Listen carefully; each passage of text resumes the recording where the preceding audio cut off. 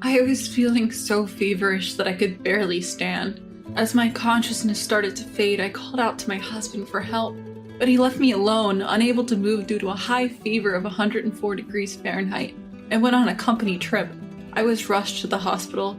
Is his job that important? Is this the kind of company that forces employees to go on company trips, leaving their sick wives behind? I was about to give up in anger. After I was discharged from the hospital, an unexpected person appeared before me. My name is Lisa, and I'm 28 years old. I attended a film school, and I'm now working from home creating videos. I got married to my husband Kevin 3 years ago. We met through a mountain climbing club I joined during my time at the vocational school. This club is a fairly free gathering that includes both students and working adults. Since we shared the same hobby, we started going to all kinds of mountains. Kevin, who was the same age as me, was easy to get along with, and we naturally started having lively conversations. We continued dating even after we started working, and it eventually led to us getting married. Kevin, who was a college student at the time, got a job at a regular company after graduation. Even though I work from home, he helped me a lot with the housework when we first got married. Just because you work from home doesn't mean you're working less, Lisa. Let's divide the housework equally. But the burden on me and you is completely different. It's fine, I can't cook, so I'll leave that to you. But I can do things like clean the bathroom, take out the trash. Kevin, thank you, this really helps me out. Don't worry, I got you. I'm really grateful for everything you do, Lisa. We're a couple, so let's do our best together. His kind words always warm my heart. I'm so glad I married him. I truly felt that way from the bottom of my heart. I'm happy now, but I would like to have children before I turn 30, which will be in 3 years. I'm thinking about discussing this with my husband, but I've been feeling a little anxious lately. That is, his behavior is a bit off and I feel distant with him lately. It all started with a trivial thing. He started working overtime more often about 2 months ago, and he started coming home extremely late. We started eating dinner separately more often, and we spent time less and less as a couple. I started to worry when he had to work overtime for several days in a row, which used to be quite infrequent. When he came home late at night, I decided to ask him about it. Kevin, you've been working a lot of overtime lately. Are you really that busy? Yeah. I have a lot of work to do. I've been cooped up in the office all the time. Are you okay? You often don't eat dinner when you come home. Your body can't take it if you keep this up. I'm fine. I'm expected to do well by my superiors. If I do well now, I might get promoted. But if you get sick from working too hard, it's all for nothing. Then my husband let out a long sigh I had never heard before, and reluctantly opened his mouth. You know, Lisa, I don't have a laid-back job like you that I can do at home. What? Kevin? Sorry, but my job is the most important thing right now. You don't need to make dinner for me anymore. But I've always waited for you because I wanted to eat together. Stop being so persistent. Didn't I tell you not to make it? Don't get in the way of my work. Are you going to take responsibility if I don't get promoted? My husband glared at me with a terrifying look. I was taken aback by his sharp gaze and involuntarily took a step back. After a long silence, he muttered something and left the living room. As soon as I was alone in the room, I was overwhelmed by an indescribable sense of emptiness. I couldn't understand what was happening because it was the first time he had pushed me away like this. I was only trying to express my worries. Why did he have to react so harshly? He used to be a kind and gentle man, not cold and distant. I wish he wouldn't push himself so hard at work to the point where he loses patience. I see no trace of the kind and loving husband I once knew in him now. The thought made me incredibly lonely. The rift between us only continued to grow, our daily conversations becoming more and more minimal. Now, after 2 months, we barely even see each other. The housework, which he used to help with enthusiastically, is now entirely neglected. It all falls on me. I feel like a housekeeper. Does Kevin not love me anymore? Did he prioritize work because of something I did? The thought suddenly crossed my mind, leading me to loathe myself. I could have asked him directly, but I was scared of confronting the reality. Then one day, I woke up early in the morning feeling unwell. Why am I burning up like this? My head hurts too, and my vision is blurred. When I tried to get out of bed, I collapsed onto the floor because my body felt so heavy. I tried to get up, but my body wouldn't cooperate. Awakened by the noise, my husband Kevin was standing by my side. I reached out to him for help, but he just ignored me and looked down at me saying, "What are you doing? Hurry up and make breakfast." Wait, Kevin, I think I have a really high fever. I'm sorry to ask on your day off, but could you take me to the hospital? Fever? Huh? You're overreacting. Are you just trying to get out of doing chores? No, that's not it. Please help me. I reached out to him again, but he just brushed off my hand. Kevin, why? I'm really not feeling well. I'm tired of this. Always pretending to be sick. Aren't you embarrassed? I'm not pretending. My body really won't listen to me. Whatever.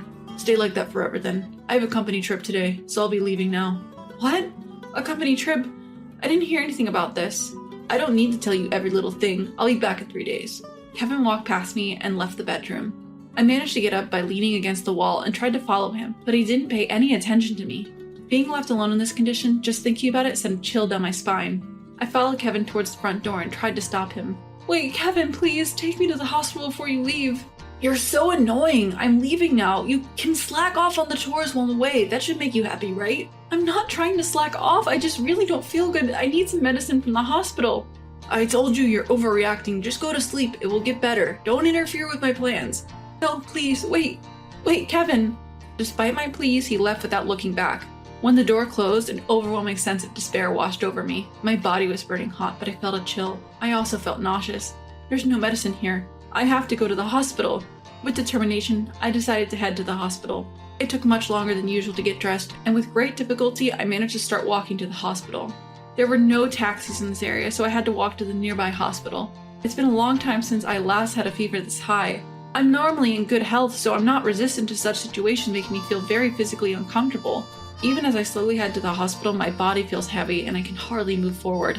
I take one step and stop, a few steps, then rest by holding onto a street pole. My vision spins and I lose consciousness. A few hours later, I wake up to find a white ceiling above me. I look around and realize that I'm lying down in a hospital room. After a while, a nurse enters the room and asks, "How are you feeling?" I finally learn what has happened to me. I had fainted and fallen on the street. A passerby called 911 and I was brought here by an ambulance. The passerby stayed with me until the ambulance arrived.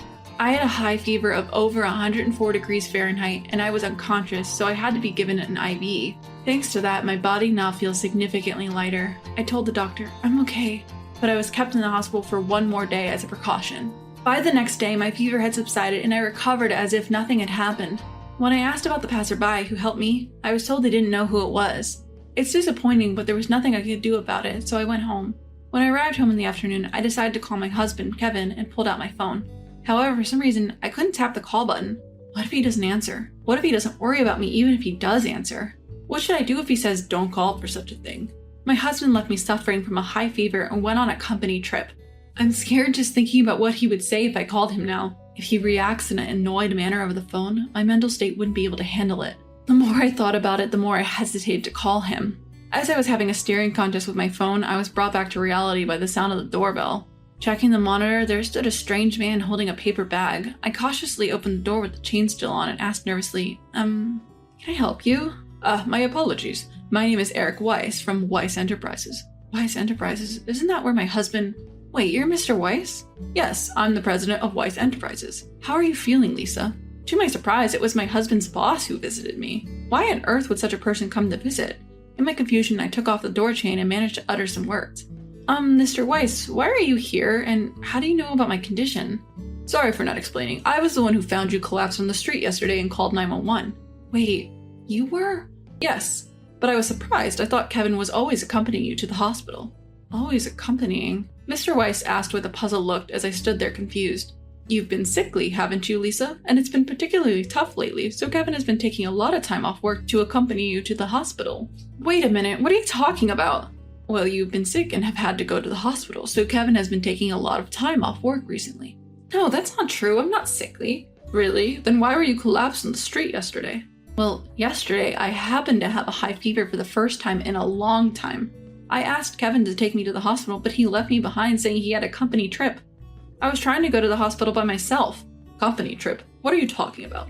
We haven't had a company trip for 2 years now, given the current situation. The more we talked, the more the inconsistencies became apparent. What's certain is that my husband had been lying to both me and the CEO, Eric. When it became clear that the company trip was a lie, I had a sinking feeling and hurried to my husband's room. I turned on his usual computer and checked his email inbox. There, I found a massive amount of correspondence with a woman who seemed to be his mistress. That was the moment my feelings for him instantly cooled. Upon further investigation, I found several two-shot photos with his mistress saved in his image folder. Some were quite risque. Having pieced everything together, I showed these photos to Eric and revealed everything. Mr. Weiss, it seems my husband is having an affair. This was saved on his computer and the dates are weekdays. Then you mean to tell me that his frequent absences from the company saying he was accompanying his wife to the hospital were all lies? Yes, they're lies. He's probably meeting with his mistress. What? To use his own family for such a thing? Eric was livid, turning red in the face right before my eyes. I unconsciously picked up my smartphone and called my husband. The call rang out, but there was no response. Nonetheless, I did not give up and continued to call him over and over. After about 10 minutes, Kevin finally answered. Perhaps he knew it was me, but he sounded lethargic. I turned on the speakerphone and confronted him in front of Eric. Hey, what are you doing? And where are you right now? Huh? What do you mean all of a sudden? I told you I was on a company trip. Don't lie. You're probably with your mistress, aren't you? What? What are you talking about? There's no way. Stop making baseless accusations. Don't call me for something like this. Baseless? Or is it that you're just rattled because I found out the truth? What? Anyway, I have to go. Mr. Weiss called me. Eric called him? There's no way that's true. After all, Eric is right in front of me. I said in a cold voice. That's odd. You see, Mr. Weiss is at home with me. Huh? What are you talking about? There's no way. As my husband began to protest, Eric himself interjected. There is a way, Kevin. That voice. Can it be? Really? Mr. Weiss? Eric cleared his throat. When your wife, Lisa, fell on the street, I happened to be there. I came to visit today, but I had no idea you were lying. It's not like that. It's a misunderstanding. And why would you know Lisa? Remember the company barbecue a few years back? Your wife was there, wasn't she? That's why I remembered her face. She has a wonderful smile, very memorable. So when you said such a wonderful wife was ill, I allowed you to take time off to accompany her to the hospital. But you... It's not like that, Mr. Weiss. There's a reason. My husband desperately tried to mend the situation, but that wasn't going to work anymore. Eric thundered at him over the phone. Listen well, you're fired. Don't ever set foot in my company again. No, wait. Please, Mr. Weiss, please. Lisa, you beg him too. If I get fired, you're going to have trouble making ends meet. Rather than apologizing, he was threatening our livelihood. That's when I completely lost any remaining affection for him. Memories of past hardships flashed through my mind. As if chewing on the emotional scars he inflicted, I told him, Enough already. Why can't you apologize even now? After all, it's your fault for lying and having an affair in the first place. Why should I have to apologize for that? Don't be ridiculous.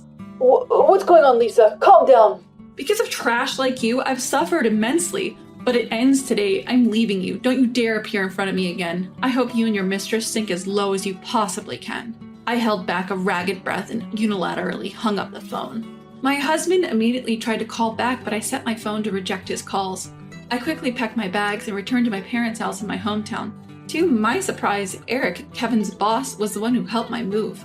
Eventually, my husband returned to our empty house. Once he realized what had happened, he went to my parents' house, but my furious father forcefully made him sign the divorce papers. My husband knelt and begged in front of me and my parents, but as he was leaving, my mother tossed a good amount of salt in his path. I hired a lawyer and demanded compensation from Kevin and his mistress for the emotional distress they had caused. On top of that, he was also facing a lawsuit for misusing company funds on his dates with his mistress. Apparently, his mistress promptly dumped him when he could no longer provide her with money. Having lost his job and been abandoned by his mistress, Kevin had hit rock bottom. Even his own family and relatives turned their backs on him. Now he spends his days working odd jobs while looking for a new job. Meanwhile, I am enjoying a laid-back life, continuing my remote work at my parents' home. I still occasionally exchange letters with Eric, who even invited me for a meal recently. Now he's like a father figure to me. After all, I was able to leave Kevin thanks to Eric. I can't express enough gratitude towards Eric, who rescued me, and my parents, who warmly accepted me. I'm committed to gradually giving back to Eric, staking my life